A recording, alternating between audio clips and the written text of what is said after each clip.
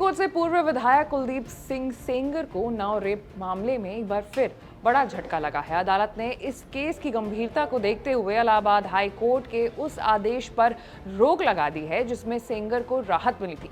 Supreme court ने स्पष्ट किया है कि मामले में पीड़िता की उम्र 16 साल से कम होना अपराध को और अधिक गंभीर बनाता है। सुनवाई के दौरान सॉलिसिटर जनरल तुषार मेहता ने अदालत के सामने यही दलील रखी थी कि नाबालिग से जुड़े इस अपराध में नरमी नहीं बरती जा सकती है।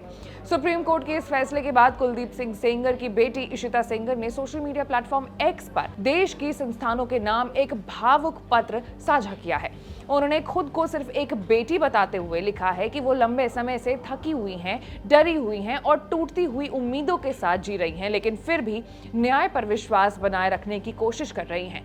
इशिता ने कहा है कि उनका परिवार पिछले 8 साल से खामोशी के साथ इंतजार कर रहा है, इस भरोसे में कि कानून और संविधान के रास्ते से सच सामने आएगा। इशिता ने अपने पत्र में ये पीड़ा भी साझा की है कि उनकी पहचान एक इंसान के रूप में नहीं बल्कि बीजेपी विधायक की बेटी के लेबल तक सीमित रह गई है। उन्होंने कहा है कि इस पहचान की वजह से उनके साथ निष्पक्षता, सम्मान और अपनी बात रखने का अधिकार भी छीन लिया गया है। बिना तथ्यों, दस्तावेजों या कोर्ट रिकॉर्ड को देखे ही लोगों ने उनके जीवन को मूल्यहीन मान लिया है। उन्होंने ये भी लिखा है कि बीते साल में उन्होंने सोशल मीडिया पर लगातार नफरत झेलनी पड़ी, गालियां और जान से मारने जैसी धमकियां भी उन्हें मिली है।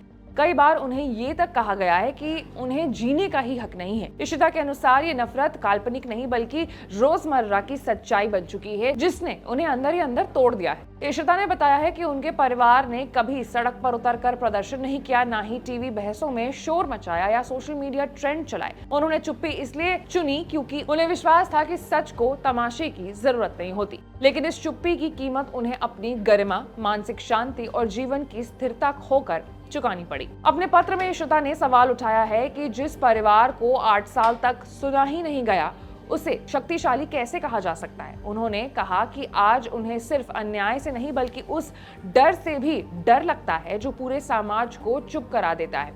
अंत में उन्होंने अपील की कि कानून को बिना दबाव और भय के अपना काम करने दिया जाए, सबूतों की निष्पक्ष जांच हो और सच्चाई को स्वीकार किया जाए, चाहे वो लोकप्रिय हो या नहीं। इशिता ने खुद को एक ऐसी बेटी बताया है जिसे अब भी देश की न्याय व्यवस्था पर भरोसा है और जो आज भी न्याय का इंतजार कर रही है। इस पूरे मामले पर आपकी क्या राय है, कमेंट्स में बताइएगा।